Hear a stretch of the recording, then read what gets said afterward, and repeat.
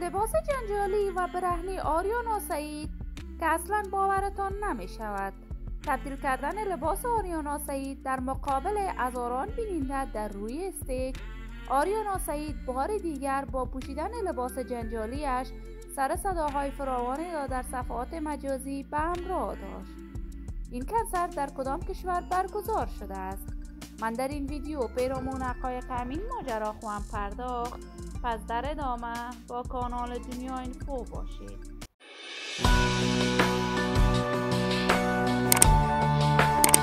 سلام و سلامتی، ایام به کامتان باد. شما را خوش آمدید میگم به یکی دیگر از ویدیوهای جذاب کانال دنیا اینفو. برای دوست شدن با این کانال علامت سابسکرایب را فشار دهید تا از ویدیوهای دیگر کانال دنیا اینفو هم آگاه شوید. در ادامه برگزاری کنسرت های آریانا سعید جدیداً وی در کشور زیلند جدید کنسرت بزرگ را برگزار کرد. در این کنسرت آریانا سعید بیشتر از 15,000 بیننده اشتراک کرد. آریانا سعید کاملا لباس های برهنه و به دور از تصور افغان ها بر تن کرده بود.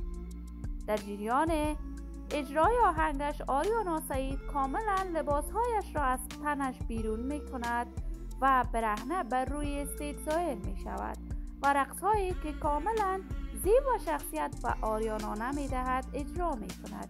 این کار آریانا سعید بار دیگر انتقادهای گسترده ای را به همراه داشته است، ولی آریانا سعید تاکنون در این باره ابراز نظر نکرده. از جمله هنرمندان افغانی است که همه ساله کنسرت هایش را در سرتاسر جهان برگزار می کند. بیننده و تماشاچیان مختلفی در کنسرت های آریانا سعید اشتراک می کند.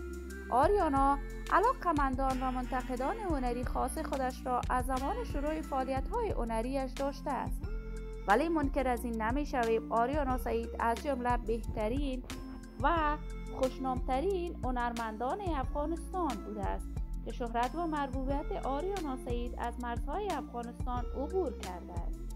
من آرزوی موفقیت، خوشبختی و سعادت برای این بانوی هنرمند از بارگاه عزت لایزال تمنا دارم. عزیزان و همراهان خوبم، شما هم نظریات نیکتان را در بخش کامنت با من شریک بسازید. اگر تا هنوز عضو کانال دنیا اینفو نشدید، پس برای عضویت با این کانال علامت سابسکرایب را فشار دهید. صحت و سلامتی برای شما نازنینان آرزو دارم. تا درودی دیگر امیدتان را به الله منان سپرده، موفق و کامگار باشید.